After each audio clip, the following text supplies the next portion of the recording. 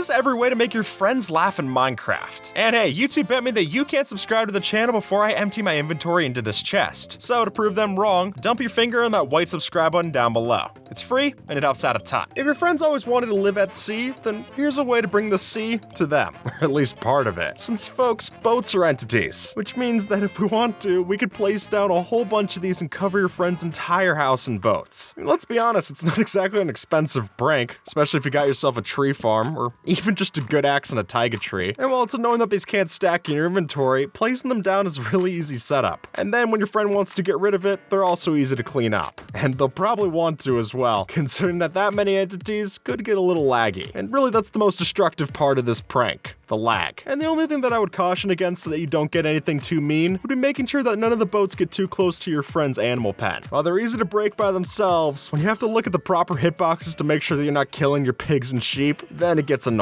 This is my friend's house, and this is my house. Notice any similarities? Since a great prank is to go and copy your friend's base verbatim block for block and place it right next to theirs. And after all, I've heard that taking inspiration's a great thing, so I stop at just taking inspiration and take their whole base as well. And if you're able to install a mod that lets you preview a schematic so that you can get it just right, then that can really add to the detail of getting this prank done right. If you want to, you can even put up a wall of glass in between and have it look like the mirror image. I think that would be pretty funny too. A little wax goes a long way. So if you manage to have any beeswax that you could use on your friend's copper blocks, then whether they're trying to let them oxidize or not, just going through and waxing a couple blocks here and there could be enough to make them think that they're going crazy, or could also let you tuck in a hidden message if you want as well. And this one's probably the definition of a slow burn, since oxidizing copper already takes a long time. And with that wax, it's gonna take even longer. Which at that point, it might be good for you too. You get to basically forget about the prank, and then be surprised when you remember how badly you got them. Minecraft signs already aren't the easiest thing to read, especially when you have glasses like me, but we can make that so much worse with just the right color of dye. So for example, if your friend has white text on a dark background of a sign, then just by going through and changing it over to dark text on the darker background, it basically gets impossible to read. So unless they want to go deal with something like glow ink sacks, and let's be honest, no one wants to deal with glow squids, then they're basically stuck with this one. And with the ability to edit your friend's signs, you can also change that new darker text into a hidden message for them to see. And hidden's the right word for it. Since when it's this hard to read, you really have to put this under a microscope before you even know what the prank was in the first place. This carpet offers us the perfect cover-up. Since while this rug might look the exact same all the way throughout, the truth is that if you tuck in a wall or a fence underneath some of the carpet blocks like so, then your friend won't be able to see that they're there, but they'll definitely notice when they're stepping over their rug and occasionally bob up and down. And if your friend has a low ceiling, this could also be an even better confusion there too, since they won't even know why they're not able to walk on parts of their floor, at least until they check underneath and realize they were hitting their head all along. You ever feel like you're being watched even when there's no one around? Well, in this case, that's not exactly a conspiracy theory, since what we did is that we went through and hid a secret face within your friend's base. And this is an illusion I've loved when we've shown it off in the past, but the idea of putting it in your friend's base to make them think that they're going crazy, I mean, if it doesn't make them laugh, it at least makes me laugh. And it doesn't have to just be a face like this too. You could go through and change their glazed terracotta so that it looks like there's actually a penguin sticking up like we've shown here. When you notice it, it's pretty funny, but it's also easy enough to fade into the background. Especially when you're familiar enough with a spot, you're not exactly checking every minute detail. You just want to open your chest and leave, which is perfect for a prank like this. If you and your friends start out on a new world together, then that's your cue to make them laugh. And a simple way to do that is just when they're going to go mine through a tree, little do they know that you're actually standing on top of those logs, so that when they mine out the floor beneath you, you'll drop down on top of them, giving them a surprise. I mean, it's a lot better than getting an anvil dropped in your face like we've shown in other pranks in the past, so if I had to choose between being greeted with death or my friend's face, it's a tough choice, but I think I'll have to stick with my friend there. Once your friend goes AFK, that's your cue to bust out the redstone knowledge. Since with the help of a proper flying machine, you're able to relocate that static player to an entirely different location on the map. And personally, I like shooting them right up into the sky and leaving them there. I mean, they'll be pretty safe up there. It's not exactly like mobs are gonna spawn. And as long as they don't freak out too much when they come back to their computer, it could be quite the silly surprise for them to lay their eyes on. And a good opportunity to practice their water bucket clutch. I mean, come on, at that point, it's just thoughtful. Hearing that classic TNT going off sound is a scary thing.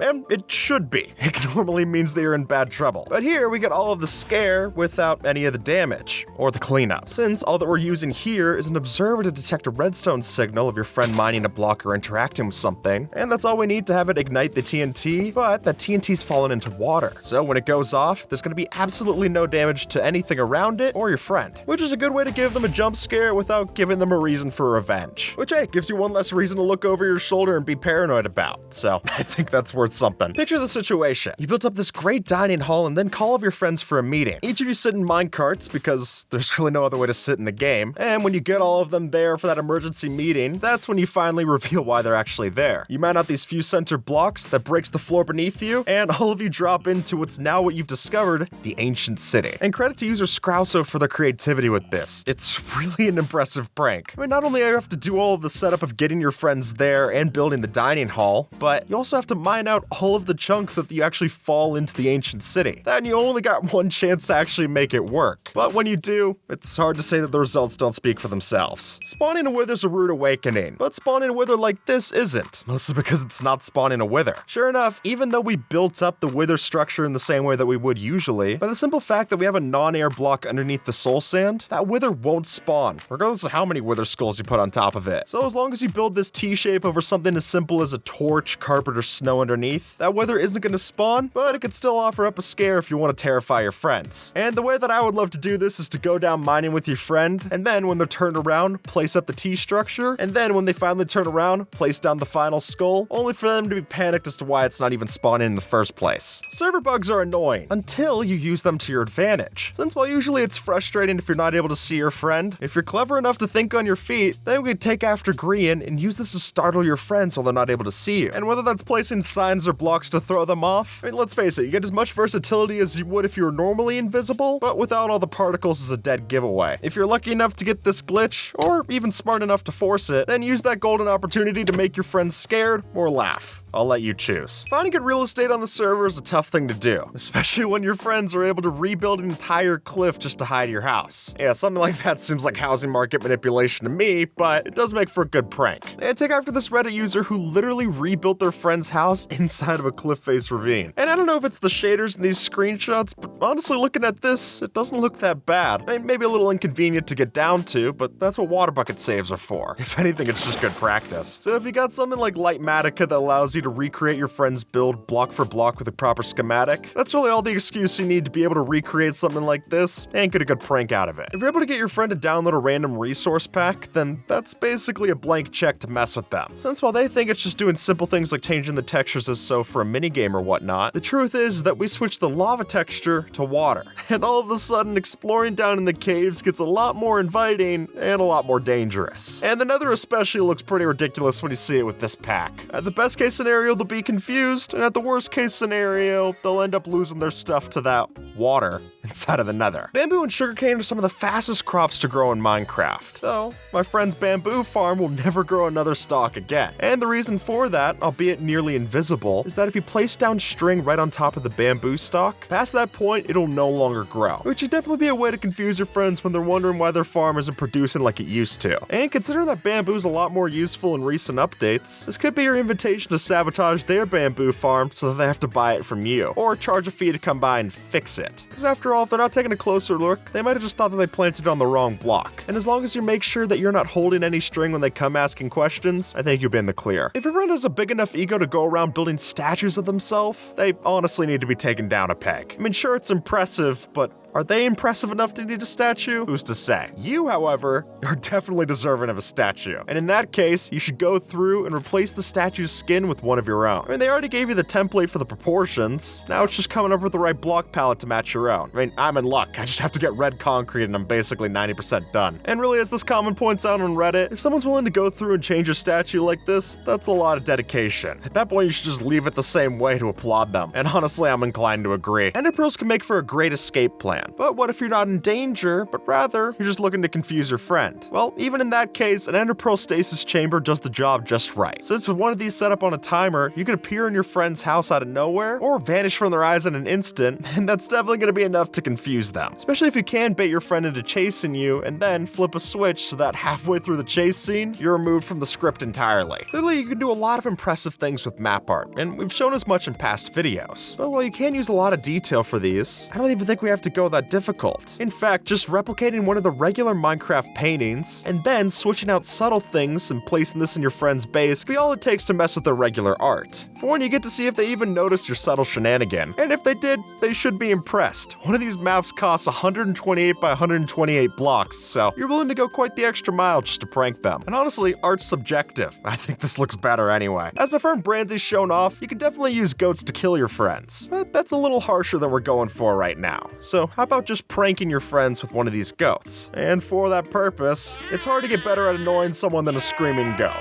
And hiding one of these inside of your friend's base, it'd be all it takes to drive them crazy. I've heard of the telltale heart underneath your floorboards, but something about the telltale goat, I think that'd be even quicker at ending Edgar Allan Poe's story. It would just be a one-liner. Just be careful the goat doesn't turn against you while you're trying to trap it down in the house. Their screams aren't the only part of them that's annoying. I never understand the people who log onto a multiplayer server and then decide to just play it as single player, completely isolating themselves from the rest of the bunch. And if your friend tends to do the same thing, then why not do them a favor and actually segment them by putting a giant glass dome around their base? I mean, hey, they wanted a quarantine. It's hard to do it better than a giant glass dome. And if you do this around the holidays, then it functions as both a barrier and a snow globe. Come on, isn't that just delightful? Yeah, maybe they won't think as much, but hey, they tend to keep to themselves anyway. If they start arguing, you could just leave them be. You ever walk into your base and something just feels off? Like, I could have sworn that furnace used to be over there, or that chest does not seem like it's organized the same way. Well, usually, that's just your brain playing tricks on you. But today, call ourselves your brain, because we're gonna be playing the tricks ourselves. And just by making subtle changes to your friend's base, like swapping out paintings, or even adding in random blocks into various places that they haven't been before, be all that it takes to see if your friend notices your little experiment. And like I said, if you're able to get your friends to download a resource pack, then one of the funniest ones that you can trick them into getting is the Fresh Animations Villagers. Now, the Fresh Animations pack is great, but it's hard to argue that the villagers don't look a little silly. And as Green's shown off, the kind of strange looks that you can start to get from the villagers when you get your friend to download this, I mean, it's good enough to make me laugh. I hope it can make them too. Once your friend gives a name to their pet, that's not the end of the story. Since with a name tag of our own, we're able to go through and rename that pet to whatever we want it to be. So instead of your friend's pet being named Fluffy, now it's Yiffle, and it's more of an anagram than anything else. But hey, you didn't kill their dog, all you did was just play a little bit of word search. And it's easy enough to go through and just replace with a name tag of your own. For the cost of one level to clean up,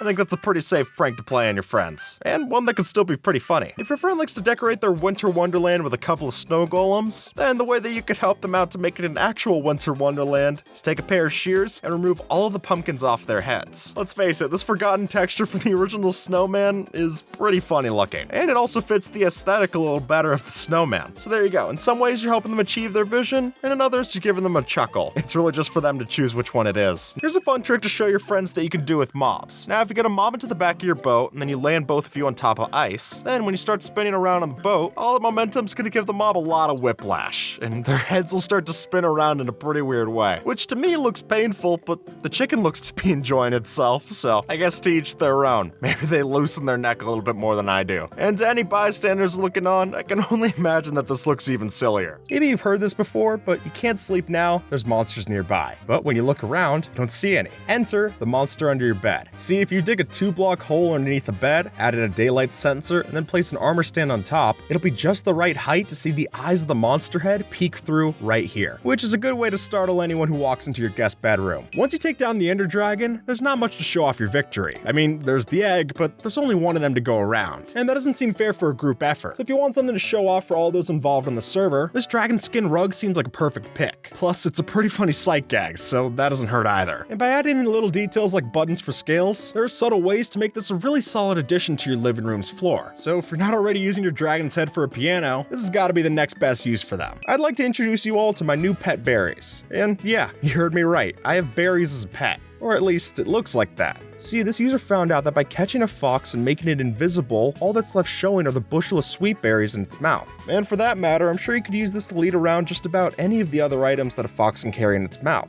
But regardless of what you use, you'll want to keep this pet away from your chicken coop, or else. Okay, so you've probably heard of the Headless Horseman, but what about the Bodiless Steve? See, after placing down some path blocks, we can throw a pig inside a minecart, hop on, and ride into the floor like so, with only our head to poke out of the top of the path, which can either startle your friends, or lend to the weirdest game of soccer yet. And whichever option you choose, just make sure not to dismount the pig while you're down there. Otherwise, you'll go from an awkward situation into something a lot more uncomfortable. When you're idling at a farm in Minecraft, there's not a lot to do. I mean, most of us would just go off and do something away from the screen, but if that's out of the question for you, then we'll have to find some other way to be productive. Now to start, get out a book and quill. And no, this isn't to take notes or anything, that book's actually our project. You see, the way that Minecraft scrolls through different pages, it's actually possible, in some weird way, to make flipbook animations in the game. Is it limited? Sure, but remember, someone remade Star Wars in ASCII art, so the possibility is pretty high. So if you're gonna be killing the time anyway, then you might as well make yourself a magnum opus. Traps are a tale as old as Minecraft itself, but while there are plenty of flashy ways to imprison or blow up your pals, this might be the best way to hold them accountable, since with the dripstone spikes, we can make something of a functional guillotine for our use in our Minecraft worlds. Sure enough, you tuck the culprit underneath the trap door and have a system to let the spike fall far enough, and then you can have quite the public display. So while I wouldn't recommend it for any kind of quick attack, this might be a way to keep those hackers in line, just as long as they're not wearing a helmet. With just one bed and a bell, we can gather all of our villagers like that. And it really is as simple as just placing down the bed in the middle of an area, and then you'll see them all flock towards the bed, giving you all of your villagers wrangled up, which you could then use to either convert them all into witches with a trident, or convert them all into zombies with this method here. Whatever the point is, I'll let you decide. But now at least you'll know how to gather up the rapscallions. Now, thankfully, Java Minecraft doesn't have much for microtransactions, but that does leave us behind in terms of cosmetics, or rather, it would if we didn't have this command. You see, with the /item replace command, we can put blocks and items on our armor slots that we couldn't normally. So, sure, Steve doesn't normally have a mohawk, but put an anvil on your helmet and the problem's solved. Or you can add an emerald to your head and look like a sim. Really, the possibilities here are quite open, so now it's all up to you to find your favorite one. Here's how to turn your pistons from this into this. And the secret behind this isn't doing something like McMakestein's mod, even though that is cool, but instead by just using the set block command with different parts of the piston, we can separate the head from the body and then place fence post lining in the middle. And there you have it, a giant piston. And if you really wanted to, you could even make this into the sticky variant as well. Just don't expect it to retract anything. There's no off switch for this one. By using just a candle and a chainmail helmet, we can get a pretty convincing mouse and keyboard setup. And hey, for an added bonus, enchant the helmet for an RGB effect. Or if you're more of a console player, don't sweat it. A black stone wall does the trick for that as well. Oceans are a common obstacle in Minecraft travel, but luckily boats offer up an easy solution for that. However, these simple ships could really use an upgrade. So if you're looking to become a proper captain on the 7 seas, maybe use your boat's second seat for a boost. Like maybe bringing along a witch to offer up some extra artillery support, because luckily for us, their potions throw in such an arc that you'll never get hit. Or maybe you're trying to move house, in which case a llama brings along some extra storage slots for your belongings. And really, whichever you choose, I'm sure it'll be better than just having some lonely trip across the deep blue. I don't think any of us want to get on a bee's bad side. For one, they're just so adorable that you probably don't want to hurt one anyway, but that's not to mention that they can also carry quite a stinger. So, to change their offensive capabilities to defensive, how about we make ourselves a bee army? With this swarm, all it takes is an enemy to be hit by one mistake, and the damage will be done. And folks, if you can believe it, these things can even take down the Wither. Now sure, you'll need a lot of them, and it would probably help to splash them with a Strength 2 potion, but the point still stands that this buzzing battalion can wreck through anything you throw at them. And maybe next time, they'll want to stay on your good side. With the help of the new mangrove planks, we can build something like this. I'm so sorry. But if you want to build a suspicious statue in your own world, all you need are some mangrove slabs, 2 doors, and a trapdoor to cover up the block for the center visor. Plus, if you partner this with the new skulk blocks, that will really make this look out of this world. Why are these armor stands fighting? Well, when you have these statues roll over a detector rail, we can animate them like so, which means that we can use our very own armor stands to recreate something of a sword fight. And then if you have the rails aligned in a row like so, we can throw them into minecarts and have the show commence, which if you ask me could really help to liven up your next Coliseum build. Just don't expect their fight to end anytime soon. By stacking up 20 or so villagers into a hole like this, we can make it so that when we fall inside of the hole as well, we can jump with our Elytra and use all of the combined force of their pushes to launch ourselves sky high. And there you go, you've got an entity launcher that doesn't use any rockets, making this not only hilarious, but also quite effective. But take warning, if you want to build this, make sure that there's less than 24 villagers in the hole. Otherwise, you might run into the entity cramming limit, and then this design won't take you up to the skies, it'll take you up to heaven. Let's be honest, with the way that we're treating the villagers, we're probably going south of the pearly gates. This build hack is a violation of the Geneva Convention. And now that I got your attention, let's talk about how we built it. Because luckily, what's actually happening here isn't as cruel as it seems. But by tucking a villager into place in a cauldron and then using a dinnerbone name tag, we can flip it upside down, but because it's a cauldron, it's not going to drown inside that block. Not to mention the fact that that's not how the dinnerbone name tag works anyway. And And then with a couple of chains on top to keep it in place, we make it look as if it's hanging inside the pot. And even though, luckily, the villager's a paid actor and no one was harmed in the process. Armor stands not only let us display our armor, but also use that armor as a decoration. And this here's my favorite instance. See, while this looks like a regular chest to the outside world, when you open it up, we're treated to a proper golden treasure inside. And the setup is surprisingly simple. All we need to do is lay our armor stand on a block with a shorter hitbox, in this case, an enchantment table, and then push a regular block and a chest into its place with a piston. And from there, what I love most about this is that the helmet fits right within the spot of the chest texture, almost like it's meant to be. To make sure our villagers are safe when they're doing our bidding, we have to defend against raids. And the easiest way to do that is to take a pillager mob that might have spawned from a patrol, tuck it into a prison and give it a name tag, so that then, whenever you walk by with the bad omen effect, the raid's never actually gonna start, because it thinks that Larry over here is the only raider that it should be sending. And then after a few days in-game, the raid will end, and your base will be completely fine, all without having to worry about things like evokers or ravagers ever too. And if it means I have to enslave one pillager so that I can keep enslaving my villagers, that's fine by me. Bad traps stick out like a sore thumb, which is why if you see a random pressure plate out in the open, most of us know not to step on it. But that's the whole point of this. You see, we want our victim to expect that it's trapped, break the pressure plate, and then the real trap goes in motion.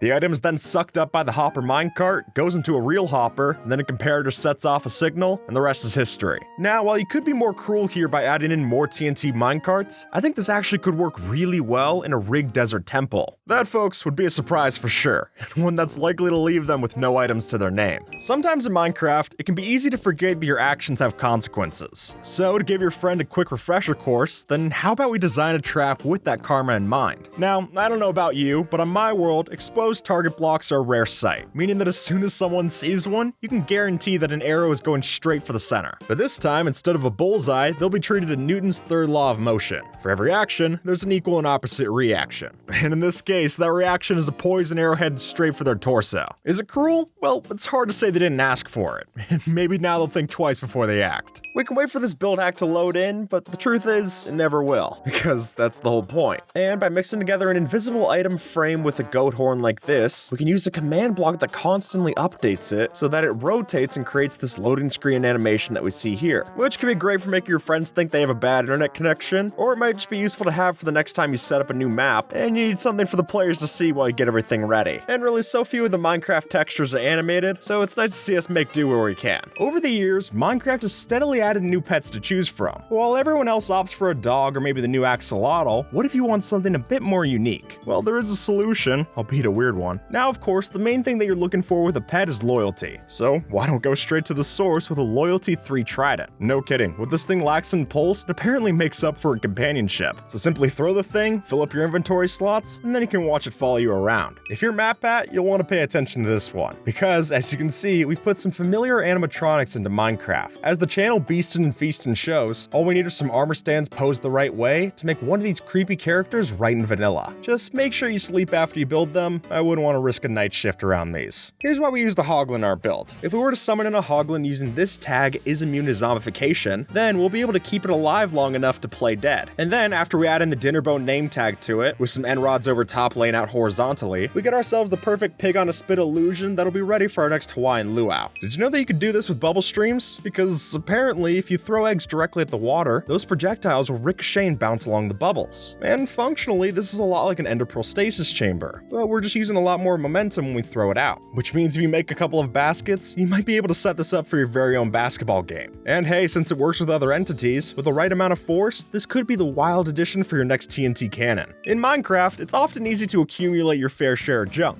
And while throwing that stuff into a fire is a fun pastime, what if you really want to get rid of something? Like say through some chance you came across a particularly cheaty piece of netherite. Well, if you don't have a cactus on hand, then there is one option that we tend to neglect. Items are entities, just like you and me. And that means that these things have a kill switch. So if you take an anvil sky high and drop it on a thing of items, it'll delete the stuff from existence. It's almost like we're creating our own kind of item execution system. But if you really want to get rid of your friend's diamonds, then this will do the trick and then some. I think we've all known that one person who learns how to MLG water bucket and then uses it non-stop. Like, I get it, it's a practical tactical skill, but I don't understand using it to get down from a 4-block drop. So alright, if we're both fed up with it, then why don't we teach them a little lesson? But the question we'll have to solve is, how do you stop water? Because really, unless you're in the Nether, there are not many ways to stop a water bucket. Unless we take it up a step, by using this upside down step. Since half slabs can be waterlogged, when they try and land, they'll be greeted to their bucket emptying, and no prayer of a clutch save, leaving you victorious and them totally confused about what just happened. When banners do their Swain animation, they clip within certain blocks, which seems like a glitch, but we're gonna use it as a feature. With trapdoors in this banner pattern, we can make it look as if this face is actually blinking, or at the very least, it's checking its surroundings before it goes back to sleep. This user on Reddit shows, if we were to get a drowned mob with a trident into this system, throw the trident at us, and that trident will catch on fire, which we can then use to ignite a piece in TNT, and that'll cause all of these villagers down here to die on the spot, and coincidentally, all turn into zombies. And while we've shown off in the past using the similar version of this to make a record farm, I think this design ends up being a lot more practical, but also a lot more cruel, so maybe check your morals at the door. Clearly, armor stands can be used for some pretty amazing things, and with the help of command blocks, we can push that even further. See, all of these NBT data changes that we do like so, we could automate with repeating commands, meaning we can turn an armor stand like this into a working ceiling fan, which I'll fully admit seems ridiculous, but I also can't argue with the results. And while this option with swords maybe takes the term propeller blades a bit too literally, we could just as well use shields like this example. If you've messed around with map making, you're plenty familiar with the concept of custom player heads, and while these can work fine on their own, they get even cooler when we partner them with armor stands. And my favorite example of so would be this Tiki Totem Pole. As this user showed off on Reddit, we can mix together placed heads and armor stands to add different scales into our tower, which I think gives a really cool option for decorating your next jungle temple base. And come to think of it, this technique could also be used for some really convincing snowmen. Watch this fish closely, because in Bedrock Edition, if you put a fish inside of a moving water source like this, then if it stays in the same place idle long enough, its swimming animation will infinitely speed up, until, as you can see, we get some pretty wild results. But it's worth mentioning that no matter how much speed it builds up, as soon as the fish actually moves a block, then its animation goes back to normal. So if you're trying to build up speed for 12 hours, you might want to look somewhere else. If you're falling from a great height, water's the all-star pick for safety, and we can use that idea to our favor. See, if you're looking to get even with someone on the server, this water illusion is a solid candidate to do so. As you'll notice, by making several custom maps with a water design like so, we can make a convincing spot for them to land on. Only once they aim for that puddle, they'll just break their legs on a couple of item frames, and that should be a rude awakening for sure. While ancient debris has many cool uses, I think its lava resistance is particularly interesting, and it allows us to make this new kind of smelting. See, since our items won't melt into the flames, we can pour lava over the top of the super smelter and have our hopper input hidden in the inferno. Then, when you need to smelt for scrap, throw a couple of debris in and accept your lava forged reward, which is much cooler than just some simple furnace. When you see lime terracotta, your first thought probably isn't lemonade, but when it's arranged like this, you'll reconsider. With this, we already have the perfect sign for a lemonade stand, and then we can use this trick with a gold helmet armor stand placed on 5 layers of snow and push a glass block over top for a jar of lemonade. And with a final trapdoor and a coral block, we'll make sure that we have any grapes in case any ducks come by. Here's how to take your boat from the ocean right up to sky limit. Since in Bedrock Edition, if you place your boat on top of a pad of slime blocks and then jump on top of it, then once we finally get inside, there was so much potential energy locked in that boat that it'll shoot right up into the sky, giving you a neat party trick to show off to your friends, or who knows, it might even be a cheap way to get an elytra launcher. Shields are a very useful tool, but once you're holding one of these, speed is the last thing on your mind. Though, the Bedrock Edition might have an interesting solution for that. Here, when your friend holds a shield, we can punch them multiple times and still get the knockback, which has led some in the community to discover a technique like this. Here, we can alternate shield usage between the two players and essentially create a ladder of sorts. No joke, you could even use this to jump 6 blocks high in some cases. And not to mention that using this properly could also help you to clear horizontal distances as well, making these shields a lot better for traversal than any of us thought. Redstone timers can be a bit complex to build, and while sure there are comparably simpler options like hopper clocks and such, if you're really looking to make a no-brainer redstone clock, then this is your candidate. As you'll see, our solution here is gravity, and a violation of the Geneva Convention. By having a mob stand on top of some turtle legs, there's a set amount of time before they crack. So given that, there is a theory that you could form some kind of timer using turtle eggs. Is it immoral? I guess it doesn't seem the nicest, but if you're really looking for a timer that's light on redstone, this does do the trick. So maybe just keep this behind closed doors and don't let your visitors know how the sausage gets made, alright? I'm mixing together a grindstone with a new crafter block. Then if we look at the front here, we have what looks to be a face of a robot riding on a wheel. Add in some levers for arms like this example, or put it on top for an antenna. There's really a lot that you can do here. I mean, if you've seen the movie WALL-E, just think of any of those, and you can probably make it with the crafter. Pigs in saddles are somewhat of a laughing stock when it comes to transportation, but what they lack on the ground, they more than make up for in the skies. It turns out that with the right technique, we can tie a lead between an elytra and a saddled pig, and essentially create a two-person rideshare. Is it practical? I've got no clue, but clearly it's a sight to see. So if you've got both the leads and pigs to spare, it's well worth your time to try this out on the server. And if you start from the right height, you might just clear some serious distance with your friend in tow, which I think is just fantastic. Minecraft has blocks and it has mobs, and oftentimes you don't see the two sides mix, but that changes today, since with the help of cleverly coded falling sand entities and armor stands, this Reddit user was capable of animating a proper functional jumping piston mob. And folks, this isn't done with any mods or resource packs, but in fact it's fully possible using just command blocks or data pack in vanilla, and the results are equal parts ridiculous and impressive to see. And honestly, this just feels like a Pixar reference waiting to happen. Now, this wolf's tail is spinning, but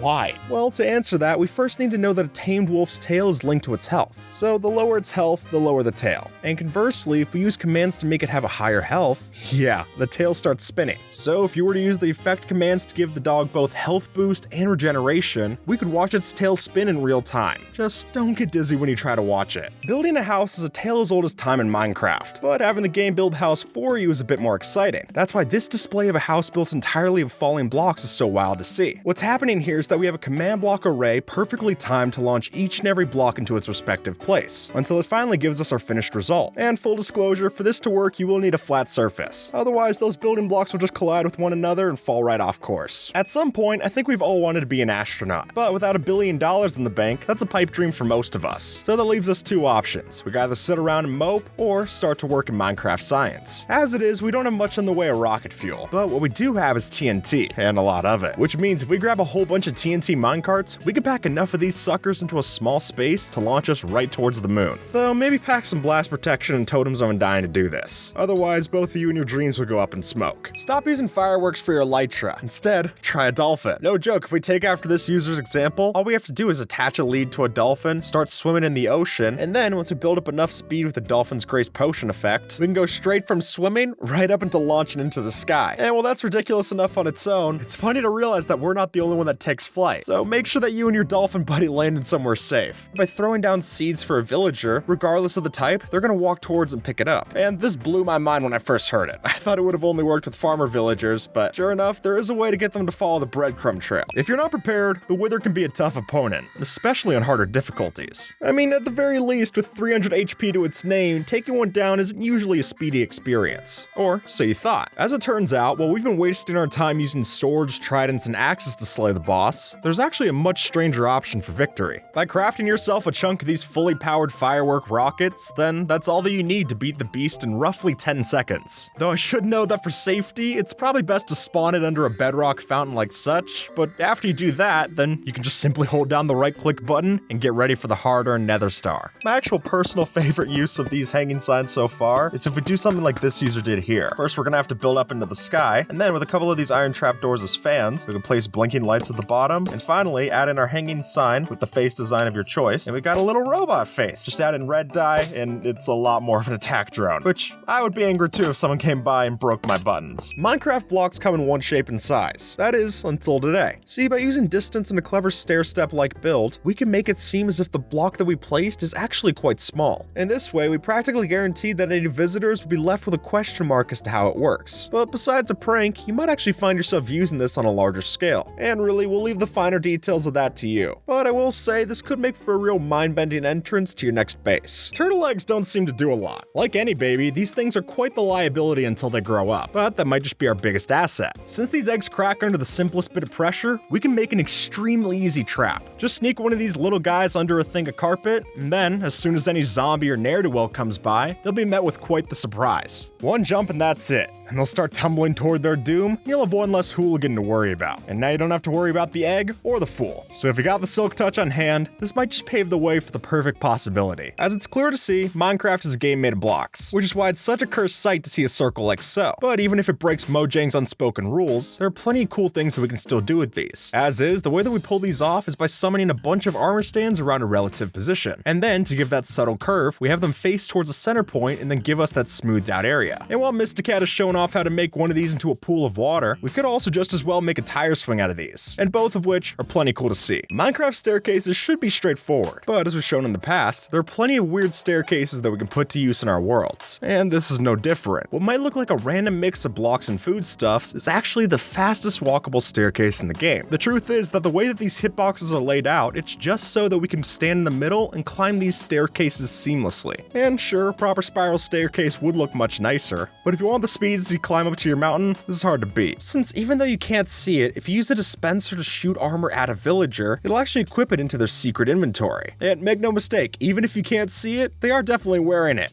They'll take way longer to kill, and they can even use the Thorns enchantment as well. So if you've got an amazing villager that you're trying to keep safe from your zombies, this is definitely a useful trick to keep them alive. Or if you're looking for more live entertainment, then you could give a villager Frostwalker and send it out into the ocean. You're gonna have to zoom in to see this one, but that's kind of the point. Since by tucking a button inside an invisible item frame like this, we get the perfect amount of texture and detail to make ourselves beetles crawling on your oak log. And while they're admittedly a lot smaller than the spiders and bees that we already see in the game, let's be honest, I feel like this looks more realistic anyway. And if you built one of these with a glowing item frame, then you might just have a firefly on one of these logs as well, which is nice because they're not in the game otherwise. Beacons are a sight we're all familiar with, but maybe not like this. Though even if this seems cursed, the tech to pull it off is surprisingly simple. See, beacons are transparent blocks, meaning beacon beams can pass through other beacons. So if you have the spare blocks on hand, you can make something of a custom beacon in vanilla. And while this does wind up being a pretty expensive facade, the results are definitely unique, and it might be the perfect prank for your next friend's visit. Now, when Bamboo was first released, the first thing that many fans noticed is that it looks a lot like spaghetti, especially the mosaic block. So why don't we just embrace it? Since with an invisible item frame and a mosaic block like this, we can again put a heavy-weighted pressure plate over top, and we got ourselves some spaghetti noodles. If we tuck a villager into a minecart like this, its hat will still poke through the floor. So with enough slabs and a shepherd villager, we can make our very own moving Roomba that rides around your floor. And the funniest thing about this is that the villager can still pick up things like bread, carrots, and potatoes,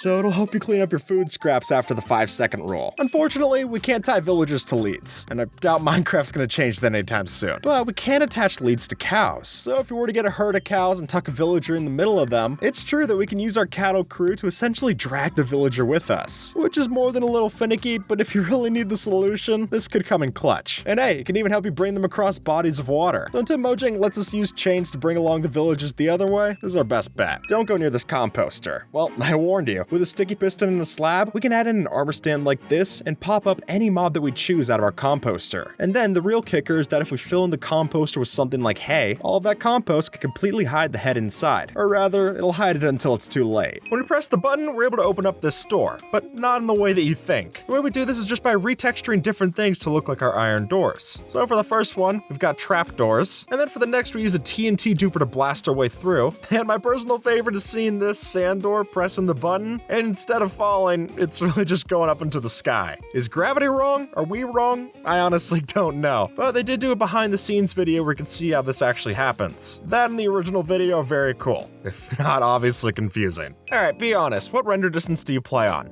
12, 16, or 48? Since with this mod called Slide, you're able to move the sliders in the options menu completely off the bar. And honestly, I think just the clips alone of sliding it off like this is pretty funny. But it could be useful too. I mean, if you want to take a screenshot of the entire end island that you transformed, you're really not able to fit that in low FOVs in your entire render distance. So with this, it becomes a little bit more useful, if not a lot more laggy too. And if you're gonna try this out, I should say, the mod developer says that you should never change the target resolution outside of its slider. Otherwise, that'll cause the game to crash. I mean, if that's your goal, go ahead, but you can't say I didn't warn you. Now, if you were to get hit by a falling anvil, it's gotta hurt. And while that's true for us, it's not as much for the villagers. Or at least if you compare the two, in Bedrock, if you drop an anvil on a sleeping villager, it won't take any damage. Minecraft has plenty of mobs to witness in the base game, but once you've played as much as we have, these things are old hat. So if you're tired of foxes that look like this, then maybe this is worth a shot. See, by using armor stands aligned like such, we can use much smaller versions of the blocks to create our own special sculptures. And the best part is that all of these are possible without using mods. So while the complexity on display can clearly vary, there's still plenty of creativity to see. And while I can only imagine the headache it would require to painstakingly lay out each piece of this tiger, I also can't argue that the results are quite special. Entity cramming is an often forgotten rule of Minecraft. For those who don't know, the idea is that if you get more than a set amount of mobs in a 1x1 spot, then the game is going to apply steady damage until that number drops below the threshold. But unless you're doing some insane breeding on your cows and sheep, most of us don't even brush up against this. Though it could be surprisingly useful, particularly through minecarts. In this example, we've got a whole bunch of hopper minecarts that can fully squish the nether star out of a wither. I'm being serious, even one of the biggest bosses of the game could get hopelessly crushed by the limitation, proving that sometimes the greatest weapon is just some well-kept guidelines. Alright, the next one I was told is a surprise, so...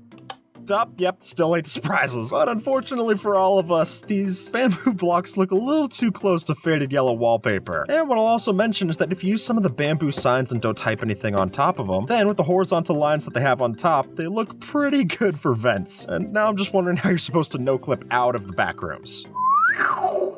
Oh, there you go.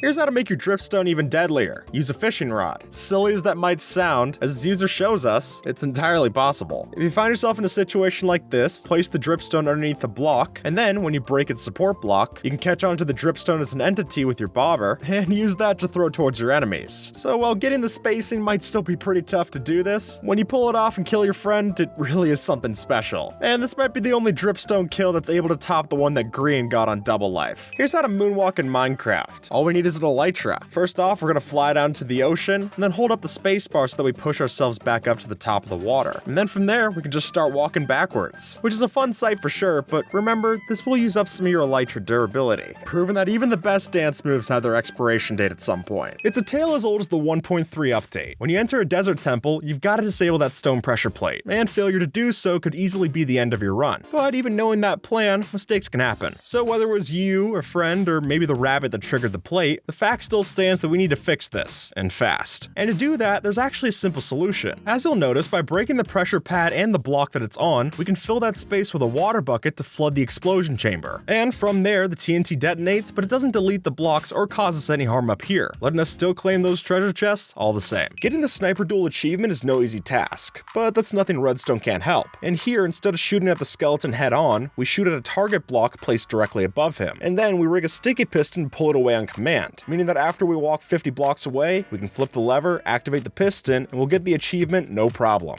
And hey, this will also work for the bullseye achievement. Just switch out the skeleton for a target block instead. If you want to play Minecraft survival without the added challenge of, well, surviving, then peaceful mode is an obvious choice. Or so you thought. You see, even though this mode claims to remove all dangerous mobs, one spy seems to have slipped through the cracks. While playing on peaceful mode, the llama is the only mob capable of harming the player. I mean, I know spit is gross, but is it really that bad to be the only damaging thing in the mode? Well, luckily, these animals only attack when they're provoked. So in the meantime, maybe just stick to the truly passive cows for your leather, alright? Water isn't all that bouncy. A bold statement, I know. But that might be unfortunate, because as you'll soon find out, these fish love to bounce around. And to test that, let's set up a slime block trampoline right over here on dry land. Then all it takes is spawning a cod in place, and you'll see that sucker take off to the moon and back. It looks like it's having a blast, but if you're gonna do this, maybe give the fish a health boost or something so that this party doesn't turn into a murder mystery. So even though these fish might not like dry air, I think this might make their stay a bit more enjoyable. Here's how to beat the warden using just some wool blocks. Now, as you might know, wool can be used to deafen the sound that comes from the vibrations, which if we take that to the logical extreme, if we then place wool around a warden as it's climbing out of the ground while spawning, we'll be able to make it both trapped and oblivious to what's happening around it, which at that point means we can walk around the perimeter and then it'll despawn after time when it doesn't get any stimulus. It's a bold move, but it can work out if you've got the right skills. Instead of placing all these flowers by hand, we're gonna do it with a bow. Strange as it may seem, using the place feature command, we're able to swap out an entity for a decoration. So if we set up the execute command like this in a command block, that'll be able to turn our spray of arrows into a beautiful flower garden. And if you want to make this whole process even faster, I'd recommend using a multi-shot crossbow so you get even more of a spray at the end. Just make sure not to shoot anybody while they're enjoying the roses. How did we make these minecarts fly? Well, the reason's bees. Because if you summon in a minecart riding as a passenger on top of a bee, it'll actually still let the minecarts fly around and they'll still be functional. And then if we take after this user and make the bees invisible, we have quite the minigame to climb up to the top of the base. Just make sure you don't hit the sneak key, otherwise you'll be in a spot way worse than last place. The warden's a tough mob to kill, and because of that, it can't drown or burn alive. So if you were to put it on top of a pad of magma blocks, it would never die. But if you put those same magma blocks underwater, it also can never escape. Because its movement speed is too slow to escape the current, it'll just spin around in a circle on those bubbles, which is hilarious to watch, but still don't get too close to it. Otherwise, it could still use its sonic boom attack and make it a lot less funny to watch. Let's face it, no one wants to wait at their desk for hours, which is why going AFK is such a beautiful concept. But what seems like a dream for time management could just as easily be a nightmare. And I've seen far too many times where an AFK trip ends in an unattended death and a loss of items. So to fix that, let's give ourselves somewhere safe to wait. And for that, I think these safety boxes are a brilliant addition. By throwing down a composter with a trapdoor lid, we can squeeze ourselves into place and then shut the box for safety. That way, no monsters that spawn nearby can come over and ruin the operation. And then, when finished, we can hop out and reap the rewards just as planned. Minecraft treats certain hitboxes in weird ways, and that can be best seen when we talk about entity stacking. See, in certain cases, it's possible to rest one entity on top of another. And while I personally use this for letting me use a minecart as a hat, it can also let us crowd surf. Sure enough, if you ride a boat on top of a bed of entities, we can ride it just the same as we would on ice. Granted, it might not be the most popular travel method, but I'd say it's definitely worth a try, at least once for the screenshot. Although snow golems try their best, they don't exactly make for the best defense. I mean, unless they're fighting a blaze, these fellas don't even do damage, just knockback.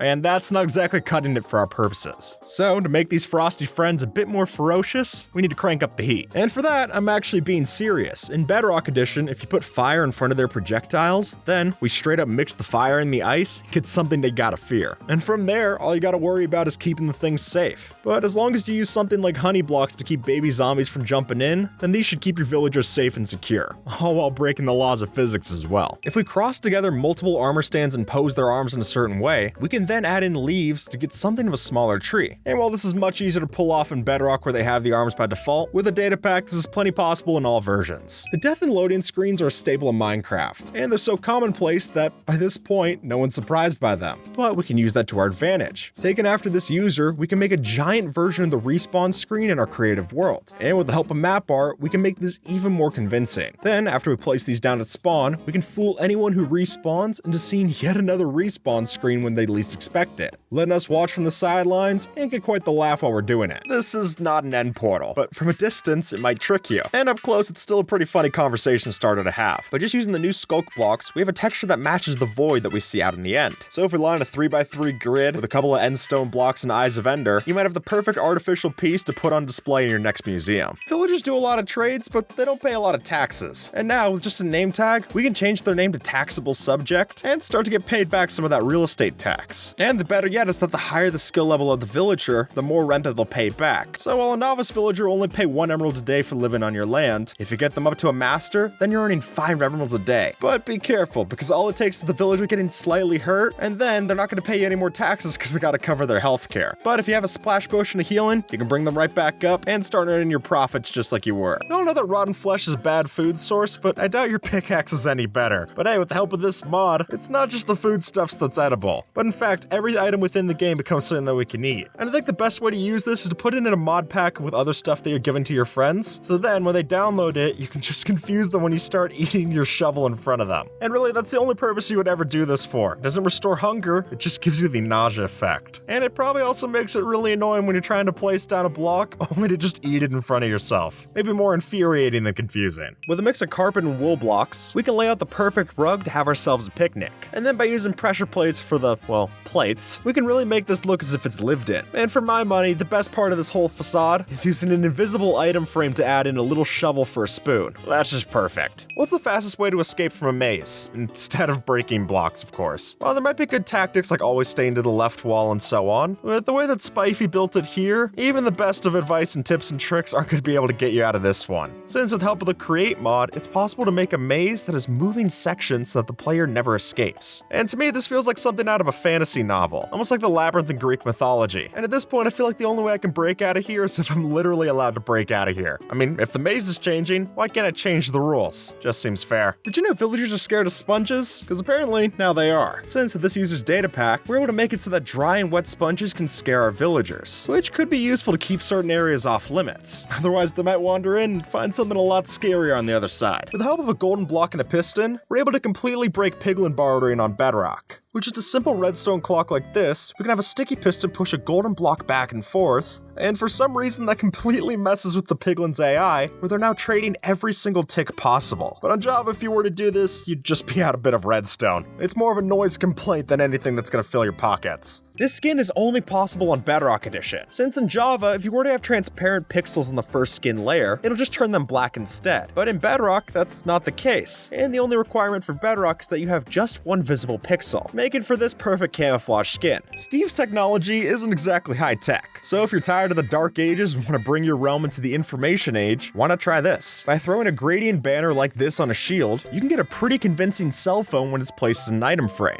And while I doubt that T-Mobile has coverage on your server, this might be a nifty detail to add to your next desk. Did you know that there's hay bale half slabs? Well, kind of. Because if you get a far villager like this one and then tuck it underneath a slab or stair, it's possible that the hat on top actually blends in with the hay bale texture, which is pretty ridiculous, but if you have a villager breeder, I think it's more than worth a shot. Because as we all know, nothing comes cheaper than villager labor. Just make sure you don't look too closely at its eyes when it's begging for help. What if Minecraft wasn't made of cubes? I mean, it sounds like a dumb question, right? Would it really even be Minecraft anymore? And it only takes one look at the No Cubes mod to try and figure that out for yourself. I mean, sure, I can still recognize the terrain and everything, but am I comfortable looking at it? Not so much. But what's really impressive here is that because this mod's so optimized, it actually runs better than the blocks that we're used to in Minecraft. But when you start to go into a cave and explore around here, it makes me glad that Minecraft works on a grid system. I would not be able to figure this out any other way. How to turn your villagers into a fully functional army. First, you're gonna need to craft some white banners. And then, after placing one of the white banners into your offhand, that'll immediately summon an army of 20 villagers to fight for you, as well as putting a banner on your own head so you don't get confused. But be careful, because by taking that banner off, you're just gonna disband the army. And then, by putting your other white banner into either your 7th, 8th, or 9th slot in your hotbar, you're able to choose the formation that the villagers take, at which point we can use them to attack against the raids that are coming towards us, or even to fight our friends. In vanilla Minecraft, there's no way to change your size, but with this dollhouse, you'll think that we did. Since if we flip open this trapdoor to crawl inside, because of the invisible item frames that we used, we can place specific items to look as if they're placed within the world. And while it might fall apart if you take a closer look, things like the bed and the bookshelf on the wall do look quite nice, giving you a very cute build and a very mild case of claustrophobia. And when you finally get sick of trading with your villagers, and then with the help of this data pack, we're able to make it so that if you tuck a hopper underneath a villager's bed, then when they sleep, their items will just pour into the chest, which finally gives you a good reason for not sleeping in the village at night, proving ultimately that when they snooze, they lose, and the rest will be our gain. Unless they decide to use a macro or way down a key on their keyboard, AFK players aren't the most active. So to fix that, one of my favorite things to do is put my AFK friends inside of an AFK loop-de-loop machine like this. Through the help of slime blocks, pistons, and ice blocks, you're able to completely get them cycling around this perpetual motion machine, giving them enough motion to make sure they don't get kicked for being AFK, and you quite the spectacle to watch as they're trapped. Let's say your friend is a big fan of the ocean, but foolishly on them, they built their base right in the heart of a desert biome. Obviously, that's a pretty dry place to be, so thanks to you, you cleaned it up for them and turned their entire house into an aquarium. And folks, I'm talking the whole 9 yards, water source blocks everywhere, seagrass, kelp, fish, you name it. And hey, speaking of that, we don't exactly want them to drown down here, so why don't you give them some form of air pocket with a sign or a door? That way this jovial redecoration isn't exactly turning into a hit job. The different mob heads that you get from charged creepers make for great trophies in Minecraft, but they're not exactly doing much there, so if you decide to take the creeper off your shelf and instead put it on your head, then let's get ready to scare your friend when they get back online. Doing a setup like this, all you gotta do is chug an invisibility potion, put yourself right in their line line of sights and get ready to scare them. When they log back in, they might just be so startled that they don't know what to do, which means that if you're super cruel, you can use them trying to get away to go right into another trap of your design and might just kill them. Everyone knows that when you break all the logs in a tree, the leaves should disappear, but that doesn't explain why these are still left standing hours after the trunk. And no, this doesn't have anything to do with update suppression or changing the random tick speed, but rather, we just replace the leaves on our friends' trees with ones of our own. Then, once we place them back down, these decoration blocks can no longer despawn over time, which not only gives them an eyesore, but it also guarantees a couple of chores for them to clean up. Now, using sea lanterns and snow-covered maps is already a famous way to trap your friends. An infinity room, a matrix room, whatever you want to call it, it's been done before. And while I still fully love this design, there's still more we can do with this. Like, for example, what if we trap them in a different color? All of a sudden, that white infinity room of nothingness turns into a blue screen of death. Anyone who plays on Windows is already pre-programmed to get a shock of horror when they see this shade of blue on their screen, so it's a pretty good way to give them a jump and a startle when they come back onto the server. Trapping your friends in Minecraft is a real joy, but in a game where even bedrock could be destroyed, how do you keep them from breaking out? Well, according to the evil masterminds of the community, we've got a solution like this to do the trick. See, when we lay it out like such, even our best tools are practically useless to bust us out, and I'm guessing your friend gives up on escaping before any of these give out. Maybe it's just me, but whenever I plan an SMP, one of my friends always turns into a cold-hearted businessman. So if some of you out there are the same and you're looking to fulfill that entrepreneurial lifestyle, this is the one for you. You see this AFK friend? Well, that's our supplier. All you gotta do is kill them, collect their stuff, and then put it into a shop at spawn. Just like that, you got a whole bunch of stuff to sell. And fortunately for you, a customer that just happened to lose all their items. Which means that when they try to buy their items back, you can sell them at the most absurd prices. So either they buy it back, or they might just start at square zero. We all know that one person on the server who has way too many animals at the farm, and at this point it's starting to seem like a problem. So to cut that back and give them a lesson on the importance of free range, why don't we do them a favor and continue to breed those animals? See, by overcrowding their pig pen, we guarantee that at a certain point, the entity cramming kicks in and that ruins their fun. And with that folks, YouTube thinks that you might like this video, so see if they're right and have a good one, alright?